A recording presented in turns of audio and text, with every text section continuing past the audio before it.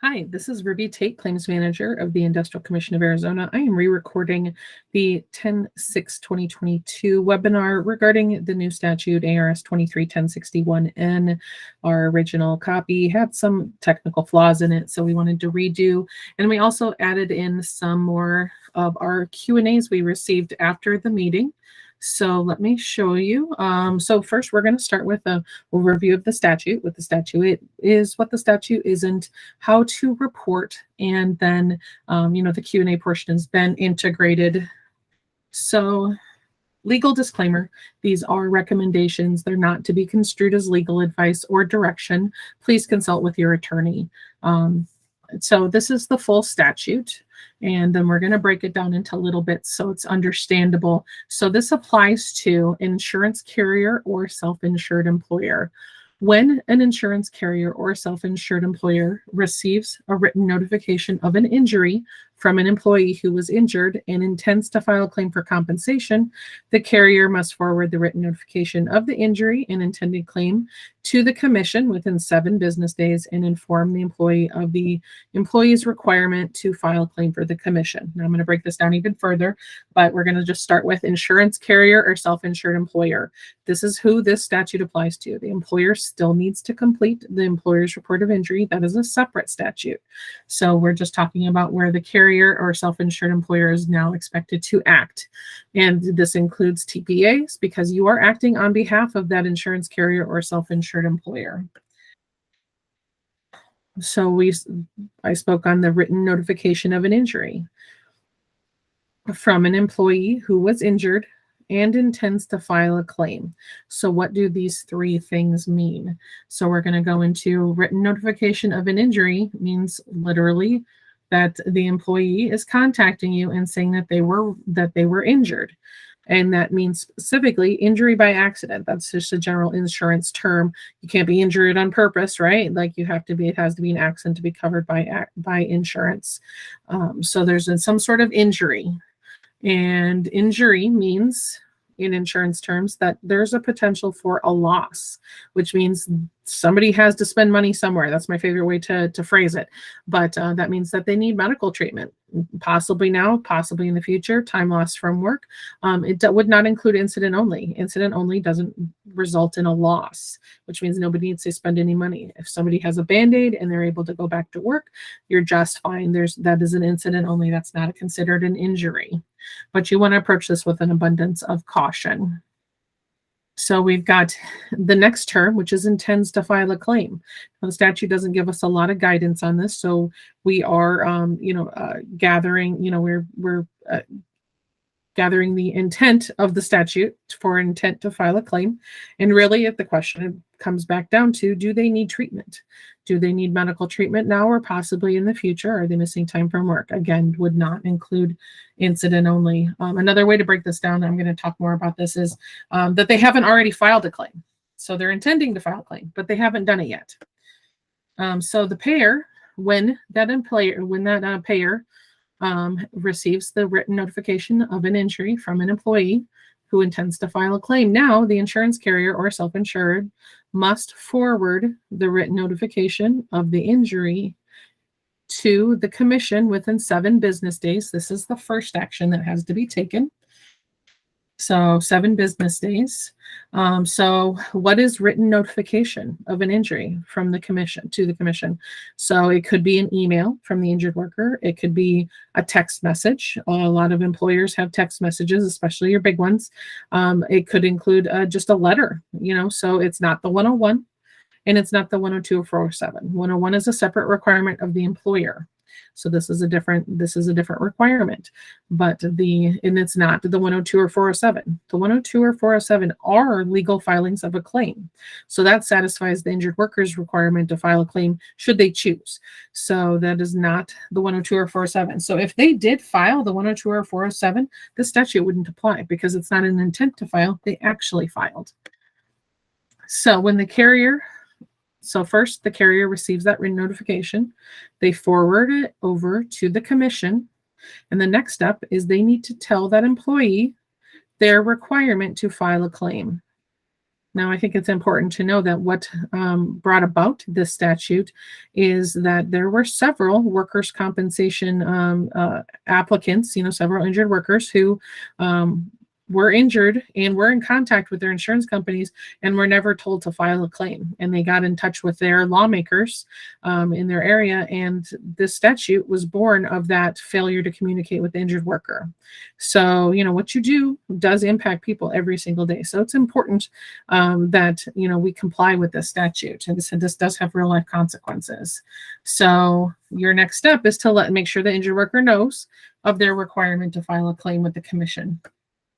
So here's some options. Of course, there's lots of ways you could do this, but you can give them our website, azica.gov, and they can complete a workers' report of injury here. You can send them the workers' report of injury to complete. You can also explain what this is and have them call us, and we can send them the form and explain it to them as well. So you've got lots of options, and we do recommend that you put this in writing so you can retain a copy so you can show that you are compliant with the statute. So your job when this happens, action number 2 is to inform the injured worker of their requirement. You can send it letter, email, text.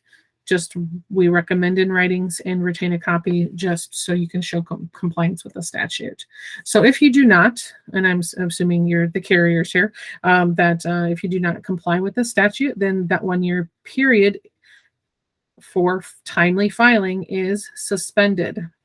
So, and that's from the date that the insurance carrier or self-insured received the written notification.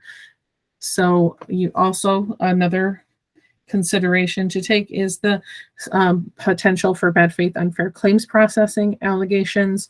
There are several possible rules that might apply, including unreasonable delays in treatment, misleading a claimant as to the applicable statutes. There's unreasonable failure to acknowledge and failure to act on communications. So those are some, just potentials we just want to warn you of. There is also, let's see, so what happens when you comply with the notifying the industrial commission? So our job at the commission here is to notify the employee of the employee's responsibility to file a claim. So you're telling them about filing a claim, and so are we. So when we receive notice, we are going to contact them with a letter telling them that they may file a claim if they choose. So here's an overview of some of the questions we received. And like I said, I've enhanced it since the 10.6 Q&A because we got a lot of good questions, and I just wanted to integrate some of the answers into here. So the big question is, does this apply to every claim? And so here's our extrapolation of what we believe the statute to be. And again, please consult with legal just for your individual circumstances. But it would generally apply to a claim that's not been filed legally, because it's intent to file. It's not an actual filing. So if it hasn't been filed, and how you know if it's been filed is, do you have a 102 or 407, or if you have an ICA notification? ICA will only notify when we have a legal filing. We will not notify when we have a legal filing. And you can always contact us as well. And it applies when the communication is in writing. It would not apply if it was a phone call. It would only apply if it was in writing. There has to be an injured. So that means there's a loss, some sort of medical treatment or time loss is involved. It would apply to incident only. And then again, intends to file a claim. Is there a loss? So it is an intent to file. So we assume again that the legal claim has not been filed yet, and that there's written communications between the carrier and the injured worker. So it is not a requirement of the employer. Now self-insured is different, but of course, even within self-insureds, there's an HR arm of a self-insured who handles the reporting over to the arm that actually handles the benefits. So you might want to talk to, your legal counsel to make sure everything's compliant, because, your HR arm might not do this. The claim side might do this, but maybe you have your HR arm do it.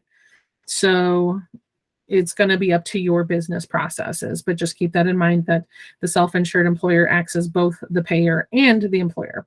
It's not a notification from the employer to the carrier. So if the employer contacts the carrier saying, hey, I've got an injured worker here, that would not count. It has to be from the injured worker. And then employer still does need to complete and submit the 101. So that's 908G statute. So we are doing good here, guys. Just hang in there. So gray area. Here's our gray area, existing claims. Because the statute did not prohibit a backwards effect. It didn't say effective this date forward. It could apply to all claims. So it's just, you want to take a look at it. You want to talk to your legal. So existing claims where benefits are being provided without a legal filing could apply. So big question we got during our live Q&A was our nurse triage. There's a lot of nurse triage. So here's some guidelines, because we can't give you any direct advice. And every client, every company is going to be different. So you probably want to talk to your legal team and create a strategy around this new statute. So the question to ask is the nurse working on behalf of the carrier or non-self-insured employer? So if they're working for that carrier, they're acting on behalf of the payer, so they have to comply with the payer requirements. So it's up to your company to decide whether that nurse case is the nurse triage is gonna apply this statute, or if it's going to be they're going to refer it over to the adjuster and the adjuster is going to do it. So it's really up to a business process. Again, is there a potential loss, and is the communication directly in writing with the injured worker? So is this the kind of one claim where the claim comes in, the employer reports it to the TPA has a nurse assigned, nurse contacts them by text saying, hey, I'm nurse with so-and-so, do you need a medical care, how can I help? And they send that text, and that injured worker replies in text saying, yes, that would be compliant, that would be required by the statute, that would now suddenly the statute would apply. So here's where it's not a gray area. This is where 1061N will apply also, and that's an existing claim where benefits are not being provided pending the injured worker's legal filing. So that's where you can't deny the claim, or you haven't started paying it because you're waiting for their legal filing. If you have a claim like that in your caseload, you're going to want to, and you've talked to them in writing, by email, or by text, you're going to want to make sure, hey, make sure you fill out that form, fill out our side, and get that process going and documented. Another one is where benefits are being provided, but there's no notices issued. So, and we know that this is sometimes a practice of some folks in the industry. And if you are providing benefits and you're talking with that injured worker over text, over email, and you're approving benefits, that's a conversation about an intent to file. So you just want to shore that up by making sure that they're aware of their requirement to legal file, and also contact us so we can get that process going. So this is now big question we have is, when do we submit the 102 or 407 to ICA? Because those are actual legal filings of a claim. So they're not directly related to the statute, but sometimes, injured workers get confused between who the carrier is and who the government regulator is, right? So they'll send you what they're supposed to send us. And so if you could receive it, and the 102 is the workers and physicians report of injury, and the 407 is the workers report of injury. So you want to submit to ICA when you have not received your new claim notification. Then that would be the best time to send it, and only if but do not send it through the 1061N process. So I'm going to go over how to submit through this process, but do not include the 102 or 407. This is an intent to file. This is not a claim, so it's not processed through the regular claim system. So they will not receive the benefits or receive the notification if you file it this way. So you can just send in the 102 or 407 through the regular fax number, through the regular mail. You can and receive the notification that way. Do not submit through the web form. So the employer's role is still filling out that 101 within 10 days. And again, 101 doesn't satisfy the statute. I know I'm repeating here a little bit, but just want to make sure everybody understands and saying in different ways here. So the injured worker role is that they are informed of their rights, and they have a choice whether or not to file a claim. It's at their discretion. They may or may not. You don't have to follow up. You don't have to require it. It's their choice, but that's what starts their legal rights, is that they have legally filed a claim. So here is moving on to our next step, which is our how to comply with the statute. So on our website, you guys should be familiar with our community. This is where you can get access to the claims file online, real time. You can upload documents, you can complete web forms. So here on the homepage, you don't have to log in, you don't have to have a login, but on the homepage, there is a web form that says carrier and self-insured intent to file, payer use only, for the purposes of complying with 1061N. It's at the very bottom of the list. This is the form that you complete to comply with 1061N. And again, you don't have to have an account. You don't have to log in. So it's a very simple form. We ask some basic information. It's going to adjust to your screen. So you're going to see here's a couple different ways how it might look. But this explains that please do not include a 101. Do not include a 102 or 407. This should be for you to only include that conversation that you had with the injured worker in writing that they intend to file a claim. So we asked for the carrier name, and you may not know, you may just know the TPA, but just list as much and best information as you have. The claimant's first name, last names, street address. If you do not know their street address, you can hit NA. We're going to ask you for either the street address or the email, one or the other, because we do plan on making this as paperless as possible. So we would like to email the injured worker the instructions on how to file a claim. But if that's not available to you, street address is just fine. But if you don't have it, just enter NA, and then email the date of birth, their social if you know it. This is all information that helps us look it up later because we are retaining these records so we can prove that you are compliant as well. So, and date of injury, and then you upload the document. So it might be a screen cap of the text. It might be a copy, PDF of your email.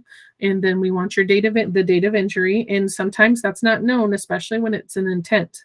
So if it's unknown, just give us the approximate date of injury. It's okay. Just do your best. Give us the best information you have. And then your name, whoever's submitting it, your phone number, and your email. Check and make sure you enter your email right. And then once you've completed that, you're going to receive this email back from us saying successful, that you've successfully uploaded the submission.